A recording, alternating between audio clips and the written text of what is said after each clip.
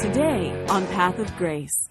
And as I talk to people, it seems that those who have what the rest of us think would bring perfect contentment and satisfaction in life, they don't have it.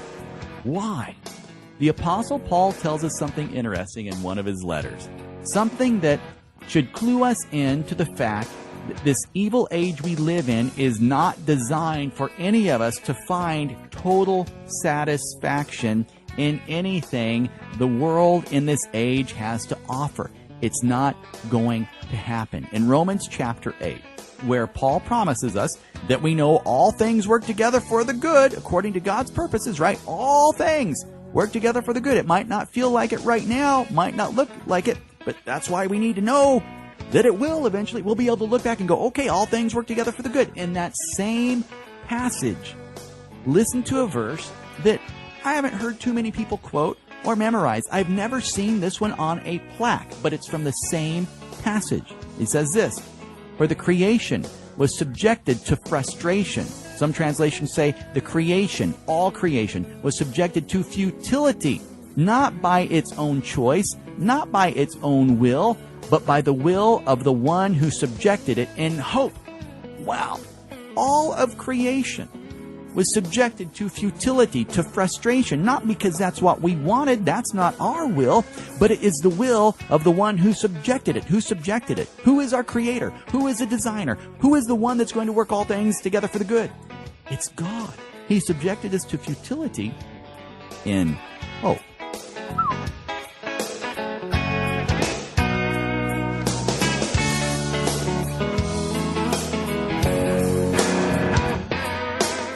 Hey there, my friend. Thank you for stopping in to visit with me. I want to start off today by asking a simple question. What is your life? Think about that. What is your life? Some people might say, my life is football, or my life is basketball, or my life is baseball. Some people would say, my life is work, my life is success, my life is fame, my life is power, my life is money, my life is whatever. Now, interestingly enough, in the little book of James, written to the 12 tribes of Israel scattered abroad, James asks the question, what is your life? And then he gives us a very interesting answer. Here's what it says. What is your life? Answer, it is a vapor that appears for a little time and then vanishes away. Listen again. Your life is a vapor that appears for a little time and then vanishes away. In other words, my life and your life, it's like steam rising up from a teapot. It's here for a minute and then it just disappears. It's here and it's gone. It doesn't matter whether a person is rich or poor. Seems to be a lot more of us becoming poor these days. Whether they are a president or a pauper. It doesn't matter whether they are a rock star or a roadie. It doesn't matter whether a person is black or brown or white or any interesting shade in between. It doesn't matter if I barely made it through high school and barely struggled to get an associate's degree and you have your PhD. It's a vapor. It's projected that if a person was born in the year 2000, they will have a lifespan of about 74 years if they are a male, and if they're female, they'll live a few years longer. But that 70 years or so that the average person lives in what Paul calls a mortal and corruptible body, it's here and then it's gone. Before you know it, it just vaporizes, and all those things that seem so important, all those things that the world tells us really truly matter, all those things that take up so much of our time and our energy, our effort, so many of those things that we stress over, man, they're all temporary. It's going to fade. To put it another way, listen to what Peter said in 1 Peter chapter 1, verse 24. He says, all flesh is as grass. Man, that body you're wearing, the body I'm wearing, it's like grass. What's that mean? Let me read the rest of the verse. All flesh is as grass, and all the glory of man as the flower of the grass. the grass withers and the flower falls away.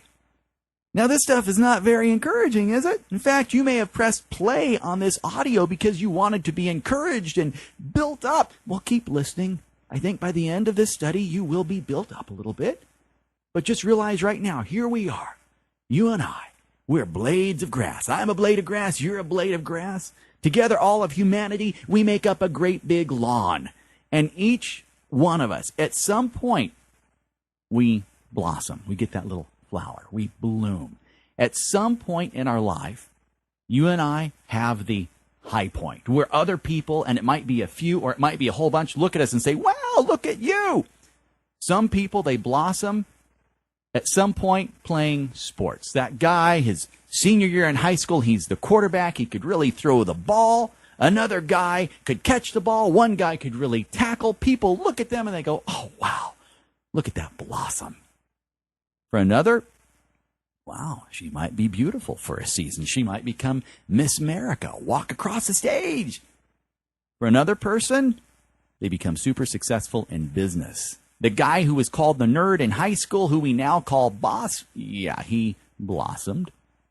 For each person, there's that high point, that accomplishment. For some, it's simply being a great mom or a great dad, and that is awesome.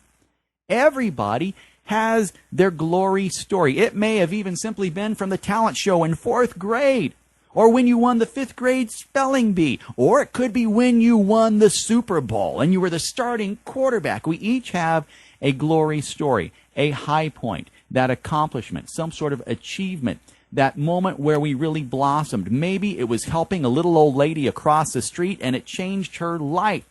See, some of those blossoms in the eyes of the world might seem bigger than others, but the point the Bible makes is that regardless of how big that blossom might appear or how big you might seem in this age in the eyes of man, the grass withers and the flower falls away. In other words, someday it all goes away. Before you know it, the grass begins to wither and the flower falls away. Now, one day, like a vapor, life on this earth for you and me will be over. It will be done. And that time of our flowering, all of those accomplishments, all of those goals achieved, for the most part, for most people, won't mean a thing. Think about the thousands upon thousands of diplomas hanging on walls. Maybe you've got one that you spent a tenth of your life earning, and thousands of dollars. That award that you have framed, hanging beside the diploma, that award that says Employee of the Decade, the trophy on the shelf. Don't want to depress you too much here, just speaking truth. One day, all of those things are going to find their way into a cardboard box. They're going to be put in someone's garage or attic. That stuff will be gone. The stuff you left behind, one day your kids or your grandkids or great-grandkids are going to be sorting through it, picking out things for a yard sale, and you know what's going to happen? All those hours, all that money, all that time spent for that piece of paper, it's going to be put in the 99-cent box at the yard sale. Someone's going to see it. They're going to get really, really excited. They're going to say, look at this beautiful frame. Not the beautiful diploma. Look at this beautiful frame. What's this? Oh, it's a diploma. Oh, look at this other one over here. Beautiful frame. What's Employee of the Decade? Okay. They'll haggle with your grandkids for a few minutes and end up with both frames, along with your diploma and Employee of the Decade certificate, for a total of 50 cents.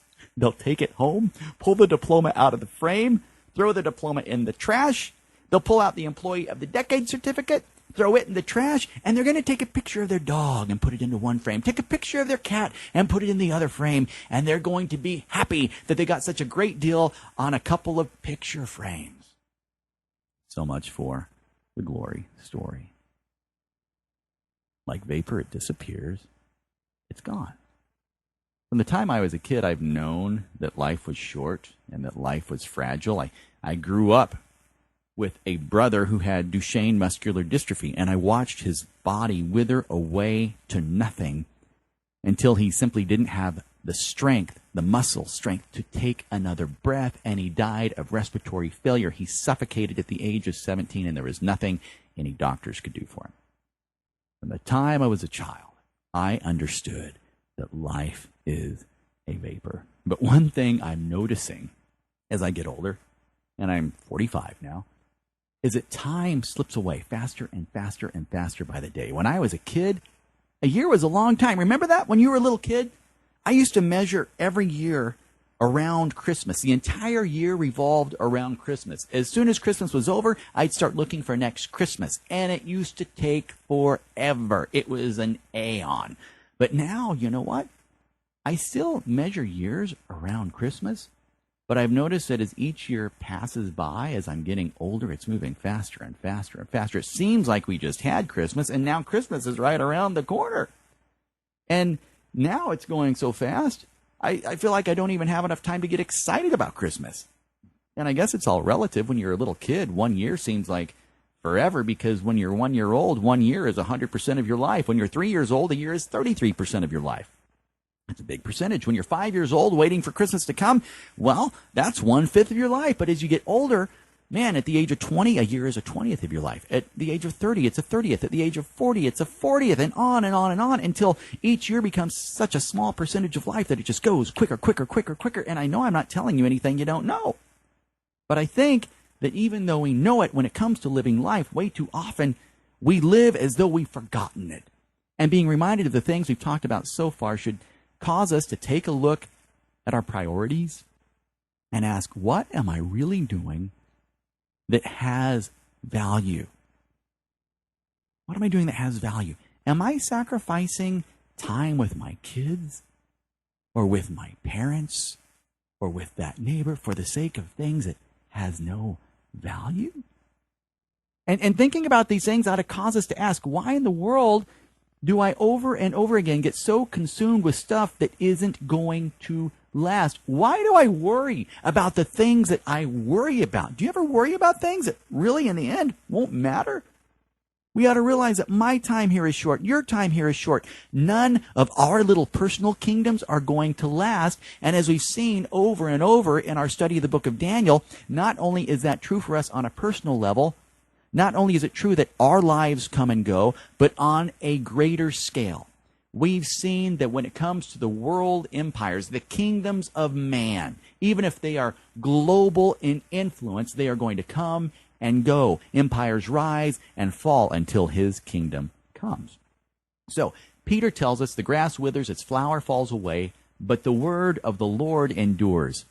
And I am so thankful that by his grace, he has shown us that the withering away like a flower, death, life being like a vapor in these bodies, it is not the end.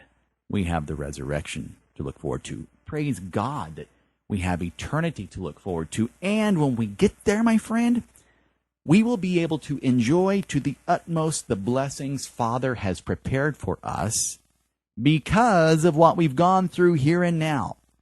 We'll be able to look back and see that all the difficulty in this age was a necessary ingredient for us to experience so that we would be able to fully relish the perfection and the wonder that is to come and the glory that is waiting. Now, like we've seen already in several studies of Daniel, the book of Daniel contains a lot of history for us to look at. But unlike most history books, which were written after the fact, the book of Daniel contains history that was written before it actually happened. It's called prophecy. And as we've seen in previous studies, much of the prophecy contained in the book of Daniel has already come to pass exactly the way this book said it would come to pass. And in fact, it's so accurate that critics have attacked the Bible and said there is no way that this could have been written when the Bible says it was written because what we see in history lines up perfectly with it, so this had to be written after the fact. And if you ever hear someone say that, you need to let them know that the discovery of the Dead Sea Scrolls proved those critics wrong, because a copy of the book of Daniel was found among the Dead Sea Scrolls, proving that Daniel was written before these events happened. So anyway, today we are going to look at Daniel chapter 8 as we continue our study through this amazing book. And here we find yet another dream or a vision that the Lord gave Daniel that pertained to events that would happen in the future. Now, for us, from our perspective, what we're going to look at today, we see as the past, but realize these things were written in advance. Let's go ahead and start Daniel chapter 8, verse 1.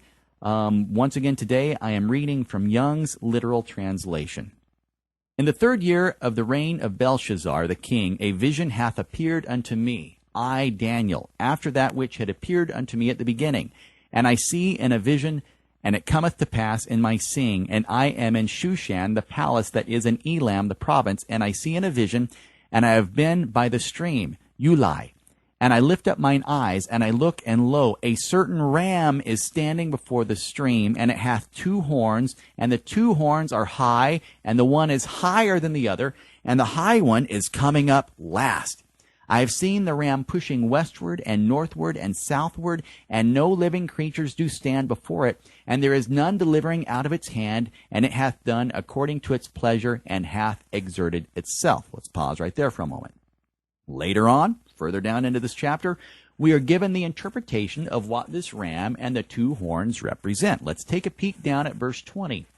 The ram that thou hast been possessing 2 horns are the kings of Media and Persia. Now, does that sound familiar? It should. The Medes and the Persians. We read in chapter 2 about these kingdoms. We find that in those 2 other dreams that it spoke of the Medes and the Persians coming in and overthrowing the Babylonian Empire. And in this chapter, we don't see an exact replay of those earlier visions because they went back a little further to the Babylonian Empire. This vision starts with the Medes and the Persians. Now, go back up to verse 5. And I have been considering, and lo, a young he-goat hath come from the west over the face of the whole earth, whom none is touching in the earth. As to the young he-goat, a conspicuous horn is between its eyes.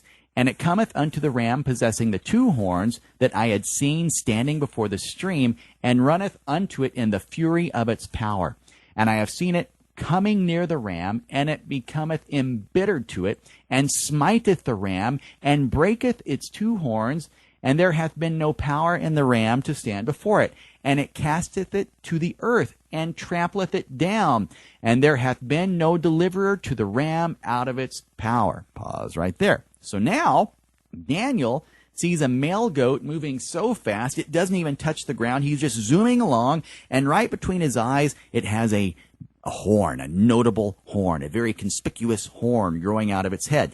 And this goat attacks the ram, breaks the 2 horns off. The ram can't stand up against the goat, so the goat tramples all over it, and there is no one who could deliver the ram from the goat. Now, this sounds like old MacDonald having a really, really bad day on the farm, E-I-E-I-O, right? But it's more than that. As we look further down into this chapter, we find out what the goat represents. Take a look at verse 21. And the young he-goat, the hairy one, is the king of Javan, and the great horn that is between its eyes is the first king. Now, Javan, this is referring to Greece. And this should sound familiar because in earlier visions, we had seen that the Greek Empire would come and overthrow the Medo-Persian Empire, which is exactly what history tells us eventually happened. The Greeks were led by Alexander the Great, the notable horn. They moved quickly. They attacked ruthlessly and very effectively. With a small army of 35,000 or so men, they wiped out the much larger military of the Medes and the Persians. It happened just like this vision described it. Now, this vision had to be unbelievable for Daniel because at the time Daniel received this vision, the Greeks were nothing. Greece was nothing. No one would have ever dreamed that they would become a superpower. But along comes Alexander the Great leading the Greeks, and it happened just as it was laid out in the vision. Verse 8, And the young he-goat hath exerted itself very much, and when it is strong, broken hath been the great horn, and come up doth a vision of 4 in its place at the 4 winds of the heavens. Now, in earlier studies, we talked about what happened to Alexander the Great. At the height of his career, he had conquered all of the known world. He found himself weeping and crying because there was no one else to conquer. He became extremely depressed and apparently became a raging alcoholic and died at the age of 33. His grass and flower withered and fell away, right? Alexander came and went, but these words that God had given Daniel continued to endure. I want you to think for just a minute about Alexander. He thought, I'm sure, that dominating the world, the ultimate power, would bring contentment. So he went out and conquered all he could possibly conquer. He attained the highest position a human could attain on this planet. He had gained all there was to gain. He had a giant screen LED in each room of his palace. He had a giant screen LED TV on his chariot limo. I'm sure he had multiple beach houses, a racing boat, a few jet skis, right? He had it all by the time he hit the age of 30, and what he found, even though he had it all, was he was still very unhappy. He was miserable. He tried to find satisfaction in owning the world, but it was futile. He was like Solomon. Remember, Solomon had all the money he could possibly get, all the houses, all the stuff he built, he remodeled. He put those fancy spinning rims on his chariot wheels, and he found himself experiencing what Alexander experienced. In the book of Ecclesiastes, he said, it's all vanity. It all seems like a big fat waste of time. What he thought would bring perfect contentment on this earth in what the Bible calls an evil age, it did not deliver. And you know what, my friend? There is no way that anything we try to cram into our lives will ever make us perfectly happy and absolutely perfectly content while we live on this earth in this age. You know why? Here's the secret. Because God designed it that way. All the things in this age that we think will make life heaven-like here and now, it's not going to work. You know what it's like? If we think we're going to find total satisfaction and contentment and perfect peace in what this age has to offer, it's like a little kid eating cotton candy for the first time. I love cotton candy. I've always loved cotton candy. But I remember when I first saw it, it was at the county fair. And I saw people walking around with the big wads of cotton candy on those little white cardboard sticks. And I thought, oh my goodness, look at that. I want one of those. That will last me a week. It's huge. And like every little kid, you grab a hold of it and you're like, this is going to be great. And you just shove that cotton candy in your mouth. And what happens? It dissolves into nothing. And you're thinking, this isn't what I expected. Where'd it go? I shoved all this stuff in my mouth and it disappeared. It was nothing. And that, to a large degree, is a life experience in this age. But it's not just cotton candy. It's when people are trying to put their roots down and find total peace and comfort and satisfaction and ultimate fulfillment in money or fame or power. You know, I have yet to talk to anyone with a lot of money who is perfectly content with what they have. It's always just one more dollar. Got to have more. I have yet to meet anyone with power who has enough power, and I've met some powerful people. I have yet to meet a famous person, and I've met quite a few. I have yet to meet any who are perfectly, absolutely content, 100% fulfilled with what they have attained. And as I talk to people, it seems that those who have what the rest of us think would bring perfect contentment and satisfaction in life, they don't have it. Why? Why is that? The Apostle Paul tells us something interesting in one of his letters, something that should clue us in to the fact that this evil age we live in is not designed for any of us to find total satisfaction in anything the world in this age has to offer. It's not going to happen. In Romans chapter 8, where Paul promises us that we know all things work together for the good according to God's purposes, right? All things work together for the good. It might not feel like it right now, might not look like it, but that's why we need to know that it will eventually. We'll be able to look back and go, okay, all things work together for the good. In that same passage, listen to a verse that I haven't heard too many people quote or memorize. I've never seen this one on a plaque, but it's from the same passage. He says this, for the creation was subjected to frustration. Some translations say the creation, all creation, was subjected to futility, not by its own choice, not by its own will, but by the will of the one who subjected it in hope. Wow. All of creation was subjected to futility, to frustration, not because that's what we wanted, that's not our will, but it is the will of the one who subjected it. Who subjected it? Who is our creator? Who is the designer? Who is the one that's going to work all things together for the good? It's God. He subjected us to futility in hope. Whew. That's a heavy-duty verse. Now, several months ago, I did a series of teachings on this topic, and I think there were 5 or 6 audios in that series under the heading of the problem of evil. You can find them in the left-hand column of my main page at jamesflanders.com. Listening to those might help you not get too mad at God for subjecting you to frustration and futility in this age. So I encourage you to listen to those audios. They might shed some light on a very tough subject, because I know I've had my issues with God over the futility and the frustration of living in this age, wondering why? Well, it's so that we can have hope. It's so that we can have a contrast between the greatness of what we will one day experience and what we have here and now. See, if we didn't experience nasty tasting food, we would have no appreciation for the perfect food we will one day have. If we didn't have death hanging over us in this age, we would not appreciate life. Are you getting the point a little bit? Listen to those studies. They're called The Problem of Evil. Again, there's 5 or 6 of them. They're about 15 minutes long each. You can get through them pretty quickly. Anyway, Alexander the Great died as a young man at the peak of his power, and it says that broken hath been the great horn, and come up doth a vision of 4 in its place at the 4 winds of the heaven. His life came to an end, and history tells us that 4 of his generals took positions of power after him, and his kingdom was basically divided into 4 sections, just like the Bible said it was going to happen.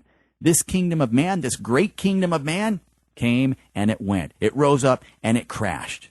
Are you seeing a common thread pounded home over and over and over and over again in the book of Daniel? By this point in time, we should be seeing it. Anyway, we need to go ahead and wrap up. My name is James Flanders. I am so thankful and so appreciate you spending time with me today. It means so much to me. Be blessed, my friend. Be blessed.